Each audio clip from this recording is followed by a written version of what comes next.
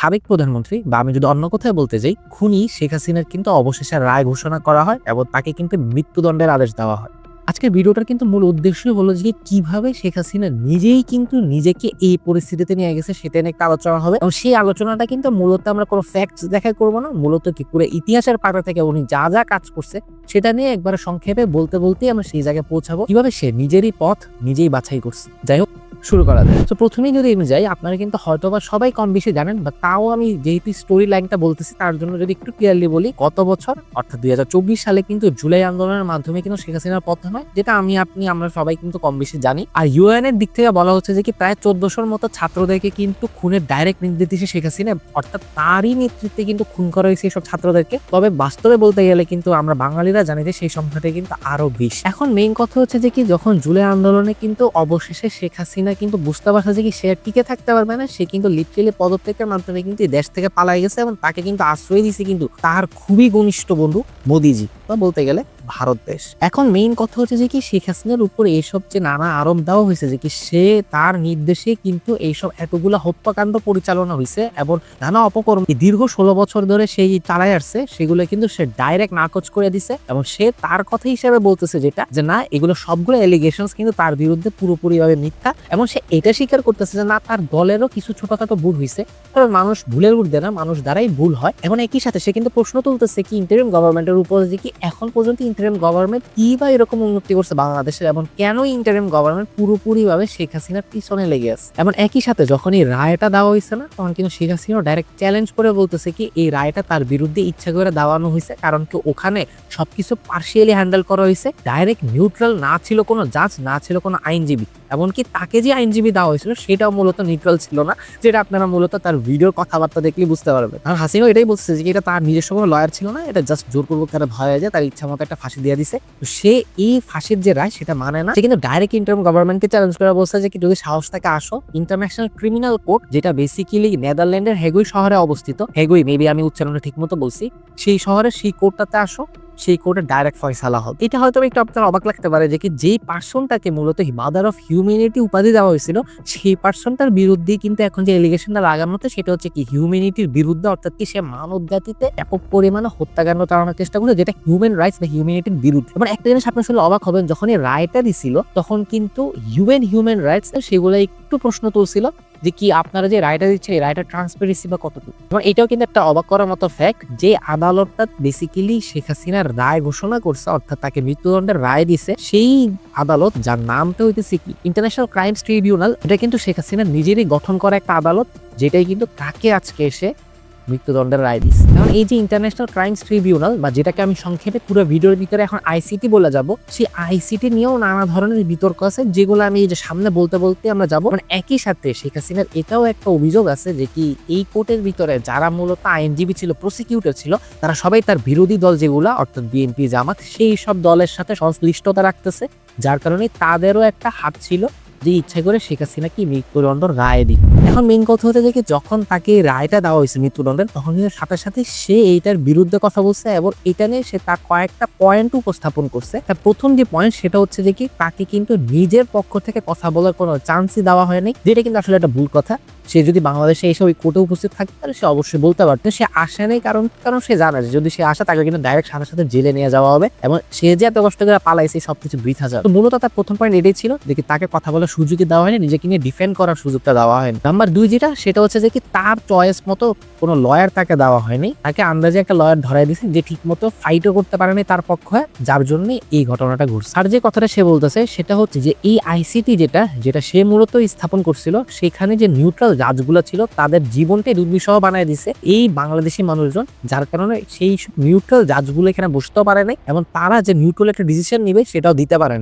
এইটার সাথে তার 4th পয়েন্টে উঠে আসে, যেটা একটু আগে আমি বলছি যে কি অপোজিশন যে পার্টিগুলো আছে তারাই তাদের উকিল, তাদের জাজ, তাদের প্রসিকিউটর বসাইছে যাতে করে শেখ হাসিনার বিরুদ্ধে রায় দিতে পারে। তো যাই হোক, এখন মূল টপিকে আসি, যেটাই মূলত ভিডিও টাইটেলে দেওয়া ছিল যে কিভাবে শেখ হাসিনা নিজেই তাকে এই পথে নিয়ে গেছে। তো এই ঘটনাটা যদি বলতে যে আপনাকে একটু ফ্ল্যাশব্যাকে যাইতে হবে, যেটা ছিল কি 70-এরও আগে যখন মূলত শেখ হাসিনা পড়ালেখা করতেছিল ঢাকা বিশ্ববিদ্যালয়, তখন কিন্তু শেখ হাসিনা সেখানকার ভাইস প্রেসিডেন্ট ছিল স্টুডেন্ট ইউনিয়নের, এবং তার আন্ডারে কিন্তু অনেক মানুষজন ছিল স্টুডেন্টরা আর কি বেসিক্যালি। এবং তখন কিন্তু পাকিস্তানের আন্ডারে দেশ যেহেতু ছিল, তখন কিন্তু শেখ মুজিবের বিরুদ্ধে কিন্তু পাকিস্তানি বাহিনীরা ছিল। তো শেখ মুজিবুর রহমান যখন বাংলাদেশের স্বাধীনতার কথা বলতেছিল, তখন কিন্তু তাকে এলিগেশন দিয়ে তাকে জেলে নেওয়া হয়। তখন কিন্তু শেখ হাসিনাই মূলত সেই পার্সনটা ছিল যে মানুষকে আরো বেশি পরিমাণে বোঝানোর চেষ্টা করে তার বাবারই বার্তা দেওয়ার মাধ্যমে, যাতে করে বাংলাদেশের স্বাধীনতার জন্য মানুষজন যুদ্ধে ঝাঁপায় পড়ে। এমন যেটা হওয়ার সেটাই হয়েছে, বাংলাদেশের মানুষজন কিন্তু ঠিকই পাকিস্তানের বিরুদ্ধে রুখে দাঁড়াইছে এবং পাকিস্তানের বাহিনীকে হারাই কিন্তু আমরা স্বাধীনতা অর্জন করছি। এটা নর্মাল একটা কথা, আমরা সবাই কম বেশি জানি। মূলত কিন্তু এখানে এখন যা কিছু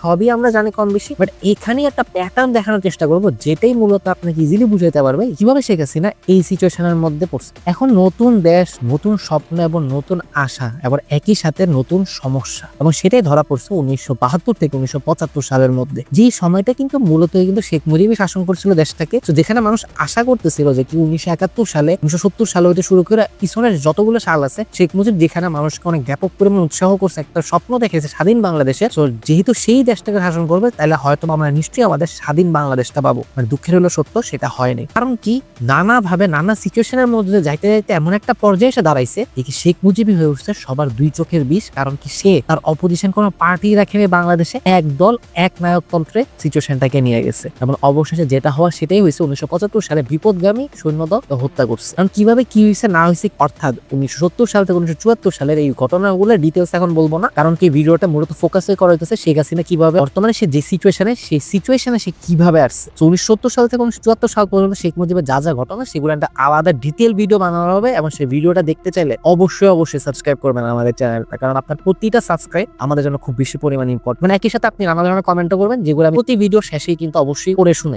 ভিডিওর মূল টপিকে ফোকাস করে। আবার যখনই কিন্তু পুরো শেখ মুজিবের পরিবার 1975 সালে তাকে হত্যা করা হয়েছে, তখনই কিন্তু পুরো পরিবারকে হত্যা করা হয়নি আলটিমেটলি। কারণ কি, শেখ হাসিনা এবং শেখ রেহানা তারা দুইজনই কিন্তু ছিল জার্মানি।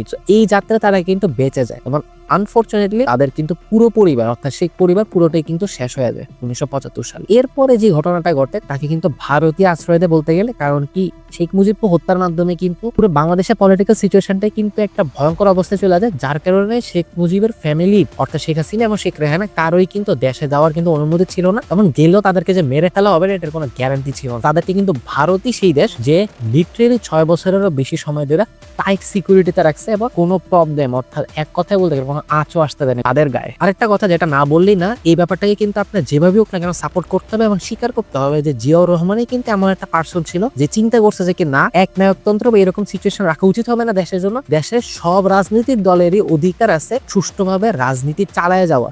তিনি সেই ব্যক্তি যে শেখ হাসিনাকেও আমন্ত্রণ জানিয়েছে, তুমি যদি দেশে আসতে চাও দেশে আসো, এবং এসে আওয়ামী লীগ দলের লিড দাও এবং জাস্ট রাজনীতি করো যেভাবে তোমার মন চায়। এবং এটাই বড় একটা রিজন যার কারণে কিন্তু আওয়ামী লীগ পরবর্তীতে ক্ষমতায় আসতে পারছে। এখন আপনি যদি একটু দেখতে চান, ওই টাইমে যখন শেখ হাসিনা আসছে এবং আওয়ামী লীগের হাল ধরছে, সেই সময় আওয়ামী লীগের যে একটা ভয়ঙ্কর একটা অবস্থা ছিল, ভরাডুবির মতো অবস্থা, নাই হয়ে যাবে, ঠিক এখনো কিন্তু ওরকম অবস্থার দিকে যাইতেছে, এবং অবশ্যই নাই করে দেওয়া হয়েছে। বাট যদিও একটু কিছু মানুষজন সাপোর্ট করতেছে, আশা করা যায় সামনে 5 থেকে 10 বছরের মধ্যে সেই সাপোর্টার গুলো চলে যাবে। বাট যাই হোক, আমরা যদি আবার ফ্ল্যাশব্যাকে চলে যাই এবং মেইন যে ঘটনায় ছিলাম, সিকোয়েন্স হিসাবে যাচ্ছিলাম, সেই জায়গায় যাই। শেখ হাসিনা আসছে এবং আসার পরে যখন বলটাকে নিজের হাতে নিছে, তখন সে দেখতে পারছে যে কি না, তখনও কিন্তু সিচুয়েশন অত ভালো না, আই মিন টু সে তার পক্ষে না।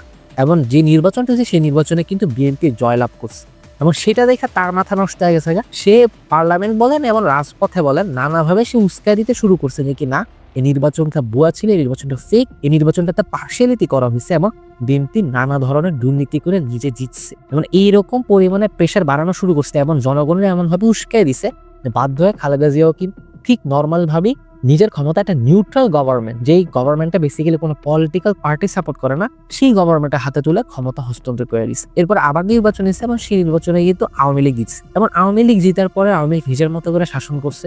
এরপরে আবার খালেদা জিয়া আসছে। এরপরে যেটা দেখা গেছে যে কি নিউট্রাল একটা গভর্নমেন্ট যখন আসছে, দেশটার পরিস্থিতি ঠিক করতে, দেশটাকে সামলাই। কারণ কি, তখন একটা হিসাব এরকমই ছিল বা একটা নিয়ম ছিল যে নিউট্রাল যে গভর্নমেন্টটা ছিল বা ইন্টারিম গভর্নমেন্ট, তাদেরই টার্গেট হচ্ছে একটা সুষ্ঠুভাবে নির্বাচন দেওয়া এবং নির্বাচন দেওয়ার পরে যেই রাজনৈতিক দলে জিতুন না কেন সেই রাজনৈতিক দলকে ক্ষমতা হস্তান্তর করে চলে যাওয়া। তখন যে ঘটনাটা ঘটছে, হঠাৎ করে এই যে নিউট্রাল গভর্নমেন্টটা ছিল আর হঠাৎ করে সামরিক শাসনের হাতে হস্তান্তর করে দিচ্ছে বা সামরিক শাসনের হাতে ধরাই দিচ্ছে, এবং একই সাথে খালেদা জিয়া এবং শেখ হাসিনা দুইজনকে জেলের ভিতর বন্দী হচ্ছে। যাই হোক, আবার নানা সিচুয়েশন ঘটছে, মানুষজন চেয়েছে, দোনেত্রী বের হয়েছে এবং দোনেত্রী সাপোর্টাররা খুশি হয়েছে। আবার একটা নির্বাচন হয়েছে এবং নির্বাচনে তখন আওয়ামী লীগ জয়লাভ করছে। তখনই শেখ হাসিনার মাথায় আসে মেইন বুদ্ধিটা, যেই বুদ্ধিটা যাকে আজকে এই পরিস্থিতিতে নিয়ে গেছে। তো 2009 সালে যখন নির্বাচনে জয়লাভ করছে আওয়ামী লীগ, তখনই কিন্তু শেখ হাসিনা বুঝতে পারছে যে কি না, অনেক ঘটনা ঘটছে, অনেক কিছু হয়েছে, এইভাবে দেশটা ছেড়ে দেওয়া যাবে, এমন সিচুয়েশনে নিয়ে যেতে হবে দেশটাকে, যাতে করে আমার শাসনটা পুরোপুরিভাবে কায়েম থাকে এবং কেউ আমার বিরুদ্ধে দাঁড়াইতে না পারে। এবং সেটার জন্য সে যা যা করা শুরু করছে স্টেপ বাই স্টেপ, সেটা যদি একটু বলতে যাই, প্রথমত সে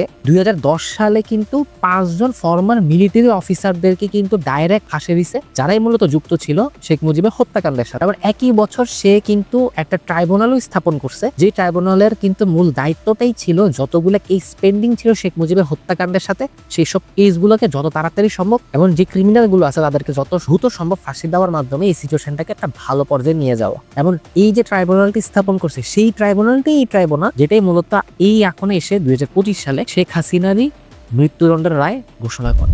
সো এই যে ট্রাইব্যুনালটা, সেই ট্রাইব্যুনালটা কিন্তু অনেক মানুষজনকে অ্যারেস্ট করছে, জামাত ইসলামী বলেন বিএনপি, এবং একই সাথে অনেক বড় বড় কর্মীরা যারা ছিল এইসব রাজনৈতিক দলগুলার, সেগুলোকে কিন্তু ফাঁসি দেওয়া হয়েছে। এবং 2011 সালে এসে শেখ হাসিনা যে কাজটা করছে, শেখ হাসিনার গভর্নমেন্ট যে নিউট্রাল একটা সরকারের কথা বলছিলাম না, যারা বেশিরভাগ কোনো পলিটিক্যাল দলকে সাপোর্ট করে না বা যাদেরকে আমরা কেয়ারটেকার গভর্নমেন্ট বলতে পারি, কেয়ারটেকার গভর্নমেন্টের সিচুয়েশনটা বা সিস্টেমটাকে সরাই দিচ্ছে। কারণ কি, তার নিয়মটা যেটা ছিল যে কি, যেই দল ক্ষমতা আছে সেই দলই নির্বাচন পরিচালনা করবে, এমন যে জিতবে সে পরবর্তীতে ক্ষমতা নিবে। যে এখানে বড় একটা সিচুয়েশন এরকম দাঁড়াইছে, জনগণের মাথায় ওই চিন্তাটা আসছে যে কি, শেখ হাসিনা যদি এরকম নিয়ম করে থাকে, তাহলে পরবর্তীতে যে নির্বাচনটা হবে সেটা শেখ হাসিনা সরকারের আন্ডারে হবে এবং সহজেই সে কারচুপি বা দুর্নীতি করতে পারে। এমন যেটা হয়েও আসছে কি দাদাদি, মানুষজন যারা বুঝতে পারছে তারা আন্দোলন করার চেষ্টাও করছে, কিন্তু তখন ব্যাপারটা এরকম ছিল যে কি, শেখ হাসিনাকে অনেক মানুষ পছন্দ করতেছিল, কারণ কি তার পপুলারিটি অনেক উপরের দিকে যাচ্ছিল। কারণ কি, তখনই কিন্তু একটা সময় ছিল যখন বিশ্ববাজারে শিল্প ক্ষেত্রে কিন্তু বাংলাদেশ ব্যাপকভাবে উন্নতি করতেছিল। তো সবাই ভাবতেছিল শেখ হাসিনার জন্য এটা হচ্ছে। তো শেখ হাসিনা যদি দেশের উন্নতি করে, জনগণের ভালো চায়, তার বিরুদ্ধে যাওয়ার দরকারটাই কি, অপোজিশন থাকুক বা না থাকুক জনগণের কি যায় আসে। এবং একই সাথে কিন্তু এটা অস্বীকার করা না যে কি, ইন্ডিয়াও কিন্তু ব্যাপক পরিমাণে সাপোর্ট দিতেছে, কারণ কি ততদিনে কিন্তু ক্ষমতা চলে আসছিল মোদিজি, যার সাথে কিন্তু শেখ হাসিনার সম্পর্ক অনেক ভালো।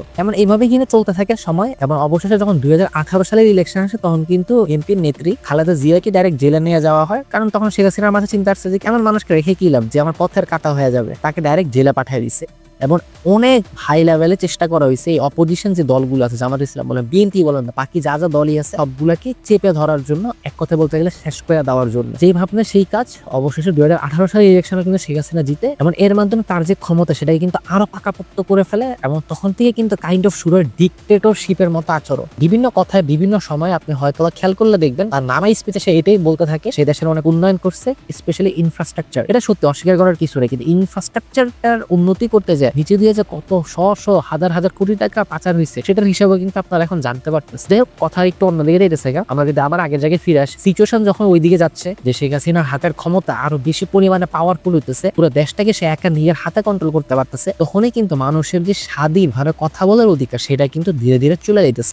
অপোজিশন পার্টির যারাই আছে তারা কিছু বলতে গেলে তাদেরকে জেলে ঢুকাই দেওয়া হইতেছে, তাদেরকে একেবারে বলতে গেলে শেষ করে দেওয়া হইতেছে। এই জায়গায় নর্মাল একটা সাধারণ জনগণ যে বেসিক্যালি কোনো দলই সাপোর্ট করে না, সে চায় তার ভালো, তার দেশের ভালো, সেও যদি শেখ হাসিনার বিরুদ্ধে যে কোনো কথা বলে, তো নানা মামলা আবার মিথ্যা অপবাদ দিয়ে কিন্তু দমায় দেওয়া হচ্ছে। এর ফলে যা দেখা গেছে যে বাংলাদেশের কোনো জনগণও ওরকম পাওয়ারফুল ছিল না যারা তার বিরুদ্ধে কোনো কথা বলবে। এমন এই জিনিসটা কিন্তু মূলত ঘটে থাকে ডিক্টেটরশিপে। এমন এই সিচুয়েশনটা এক পর্যায়ে এতটাই বেড়ে গেছে যে বাংলাদেশের জনগণ, আমাদের কথা আমি বলতেছি, আমরা কিন্তু বেসিক্যালি জিনিসটা আল্লাহর হাতে ছেড়ে দিছিলাম যে শেখ হাসিনার বিরুদ্ধে এখন কথা বলে লাভ নেই, আওয়াজ তুলে লাভ নেই, উল্টা নিজের লস হবে, থেকে ভালো আল্লাহর হাতে ছেড়ে দিয়ে আল্লাহ একটা বিচার করে। যাই হোক, দেখতে দেখতেও 2024 সালের ইলেকশনও চলে আসছে এবং এই ইলেকশনটাও শেখ হাসিনা একেবারে বিপুল পরিমাণে জিতছে। কারণ কি, বিএনপি লিটারেলি এটার ভিতরে যোগী দেনে ডাইরেক্ট নির্বাচন বয়কট করছে। কারণ এটা খুব একটা ফেমাস একটা মানুষের কথা যে ওই খেলাটা বা ওই যুদ্ধটা করে কি লাভ, যেই খেলাটা বা যে যুদ্ধটা বা যে ইলেকশনটা আমি জিততে পারবো না। সো ওই চিন্তা করে ডাইরেক্ট ইলেকশনটা বয়কট করে দিচ্ছে। এবং অবশেষে এককভাবে শেখ হাসিনা জাস্ট একটা নাম মাত্র দেখানো একটা ইলেকশন করছে এবং সেই জিতছে এবং সেই ক্ষমতাটা আবার নিয়ে নিচ্ছে। এখন প্রতিবারই যখন 5 বছর পর পর একই গেম বারবার রিপিট হইতেছে, বাংলাদেশের মানুষও বুঝে গেছে যে না, নিজেরা যদি এখন আমরা কথা না বলি তাহলে আমাদেরকে বাঁচানোর জন্য কেউ আসবে না, কারণ না দেশে আছে কোনো অ্যাক্টিভিস্ট, না আছে কোনো অপোজিশন দল বা অপোজিশন দলের লোক যারা শেখ হাসিনার বিরুদ্ধে কথা বলবে। সবকিছুই শেখ হাসিনার হাতে চলে গেছে, কথা বললে আমাদেরকে বলতে হবে, তাহলে এছাড়া উপায় নেই। একই সাথে শেখ হাসিনা যেহেতু সবকিছুর উপর একটা কঠোর নিয়ন্ত্রণ নিয়ে আসছে, স্পেশালি আমি যদি বলতে চাই মিডিয়ার উপরেও, তখন কিন্তু ইজিলি মানুষজন কোনো কথা বলতেছিল, ভয় পাচ্ছিল, কিন্তু মানুষের ভিতরে যে ক্ষোভটা ছিল সেটা যে দিন দিন বাড়তেছিল সেটা কিন্তু সে নিজেও জানতে পারেনি, আমি কাছে শেখ হাসিনা জানতে পারেন। এই সিচুয়েশনটাই দেখা গেছে 2024 সাল। কারণ কি আপনি যদি চিন্তা করে দেখেন, দীর্ঘদিন ধরে বাংলাদেশের মিডল ক্লাস হতে শুরু করে গরিব যারা নানা প্রবলেম ফেস করতেছিল, স্পেশালি যারা শেখ হাসিনার সাপোর্টার ছিল, তারা জাস্ট খালি বড় লোক হইতেছিল। এই জিনিসটা কিন্তু মানুষের ভিতরে বা মিডল ক্লাস মানুষদের ভিতরে বা সাধারণ জনগণের কথা বলতে গেলে তাদের মধ্যে একটা ক্ষুব্ধ মনোভাব প্রকাশ করেছিল। তারা শেখ হাসিনাকে পছন্দ করতেছিল না, বাট সাহসের কারণে বা সাহসের অভাবে তো বলতেও পারতেছিল। এবং এটাও হয়তো আপনি দেখছেন, ইউটিউবে সার্চ করে দেখতে পারবেন যে কোনো যদি নর্মাল 23-24 বছরের সাধারণ পড়ালেখা করা একটা ছাত্র যে ভালো কোনো রাজনীতি দলের সাথে যুক্ত না, সেও যদি কোনো ন্যায় বা অন্যায় নিয়ে কথা বলে, যেখানে শেখ হাসিনা নাম উঠে আসতেছে, আওয়ামী লীগের নাম উঠে আসতেছে, তারা নানা অন্যায় কাজের সাথে জড়িত, তাদেরকে নানা মামলা দিয়ে কিন্তু ডাইরেক্ট জেলে ভরে দেওয়া হইতেছে, তাদের নিজের জীবন নষ্ট করে দেওয়া হইতেছে, যেটা নিয়ে শেখ হাসিনা বা তার দল বিন্দুমাত্র কোনো পরিমাণে নজর দিতেছে না। এবং এই সিচুয়েশন ঘটতে ঘটতে এমন একটা পরে চলে যায়, একে তো করোনার কারণে নানা মানুষ তাদের জব হারাইছে, এবং একই সাথে যে 30% সিস্টেমটা আসছে কোটা, যেখানে মুক্তিযুদ্ধের নাতিপুতিরা 30% পাবে, সেই জিনিসটাই কিন্তু একটা লাস্ট পর্যন্ত একটা কারণ হয়ে দাঁড়ায় সব জনতাকে বিক্ষোভে ফেটে পড়তে। প্রথমত জনতা আসে না, প্রথম স্টুডেন্টরা আসছে, এবং আস্তে আস্তে জনতারা কিন্তু এই বিক্ষোভে যুক্ত হয়েছে এবং অবশেষে গণ অভ্যুত্থানের সূচনা হয়েছে। এবং এই জিনিসটার কারণ একটা খুবই সিম্পল, আপনি চিন্তা করেন একটা পাত্রের ভিতরে যদি আপনি পানি রাখতে থাকেন, রাখতে রাখতে রাখতে রাখতে একটা পর্যায়ে টুবা টুবা হয়ে যাবে পানি, তখন কিন্তু এরপরে তাইটুম্বুর বা বলতে পারি আমরা, এক পর্যায়ে কি হবে, পানিটা কিন্তু সেটা উপচে পড়ে। তার এই ডিক্টেটরশিপ আচরণ, তার এরকম পরিমাণের যে আচরণটা বাংলাদেশের সাথে জনগণের সাথে, সেটা সহ্য করতে করতে করতে করতে এমন একটা পর্যায়ে গেছে মানুষ সহ্য করতে পারে না, তখন একেবারে ব্লাস্ট হয়েছে জিনিসটা। এবং এর ফলাফলই হচ্ছে জুলাই গণ অভ্যুত্থান। কারণ আপনি জাস্ট একটু পিছনের দিকে তাকায় চিন্তা করেন, সে যে কাজগুলো করছে সিচুয়েশনের সাথে সাথে টাইম টু টাইম সাপলা হত্যা তো শুরু করে নানা ধরনের অপকর্ম করছে, নানাভাবে মানুষের ফ্রিডম অফ স্পিচকে দমানোর চেষ্টা করছে এবং অপোজিশন পার্টিকে পুরো নির্মূল করার চেষ্টা করছে। এইসব সিচুয়েশনে কিন্তু মানুষের ভিতরে এই দীর্ঘ 16 বছর ধরে অত্যাচারগুলোই মানুষের মনের ভিতরে এমন পরিমাণে একটা ক্ষুব্ধ মনোভাব সৃষ্টি করছে যে মানুষ এখনো লিটারেলি 1 বছর হয়ে গেছে সে পালাইছে, তাও কিন্তু তাকে ক্ষমা করতে পারে। তারা যদি এখন পায়, এখন ডাইরেক্ট কিন্তু মার্ডার করে ফাঁসিতে ঝুলাবে। মানে এটাই বড় একটা রিজন যে তার যে ভুলগুলা, তার যে পলিটিক্যাল পাওয়ারের মিস ইউজ করা, সেটার কারণে সে আজকে এই পরিস্থিতিতে পড়ছে। আমি নাম বলবো না, বাট এরকমও কিন্তু নেতা আছে বাংলাদেশে যারা কিন্তু ক্ষমতার মিস ইউজ করেন। যখন দেখছে যে না নিজের দলের হয়তো বা কোনো দোষ আছে যার কারণে দেশের সিচুয়েশন খারাপ হয়ে যেতেছে, তারা কিন্তু সাথে সাথে নিজের ক্ষমতা ছেড়ে দিচ্ছে। এই একটা রিজন যার কারণে কিছু কিছু নেতা এমন আছে বাংলাদেশে, তাদেরকে কিন্তু মানুষ এখনো রেসপেক্ট করে। এই রাজনৈতিক দলে ঢুকতে কেন, সেই লিডার গুলাকে কিন্তু এখনো সম্মান করে। এই লিডার গুলা কারা এটা আপনারা ভালো জানেন এবং আপনারা অবশ্যই কমেন্ট করে জানান। আশা করি আপনাদের এই ভিডিওটা ভালো লাগছে। ভিডিও ভালো লাগলে অবশ্যই কমেন্ট করে জানাবেন। এই ভিডিওটা আমি খুবই তাড়াতাড়ি বানায় ছাড়তেছি, হয়তো এই জন্য আগের যে কমেন্ট গুলো ছিল সেগুলো পড়ার টাইম পেনি, যার জন্য আমি খুব এক্সট্রিমলি সরি। আমি এটা বলবো একটু ওভারঅল যে আগের যে ভিডিওটা আমি ছাড়ছিলাম সেই ভিডিওটা কিন্তু ছিল মূলত যে দেশের ভিতরে একটা সুষ্ঠু নির্বাচন হবে নাকি হবে না, বা এরকম হইতে পারে যে নির্বাচনটা বাতিল হয়ে যায়। ওই ভিডিওটা যারা দেখছেন তাদেরকে অসংখ্য ধন্যবাদ। তারা যে কমেন্ট গুলা পড়ছেন, সময় স্বল্পতার কারণে সব কমেন্ট গুলো পড়ে আমি শুনাতে পারতেছি না, অবশ্যই নেক্সট যে ভিডিওটা নিয়ে আনবো অবশ্যই সেই ভিডিওটার ভিতরে আমি কমেন্ট গুলোর কথা বলবো, এবং ওই ভিডিওটা দেখতে চাইলে অবশ্যই চ্যানেলটাকে সাবস্ক্রাইব করবেন।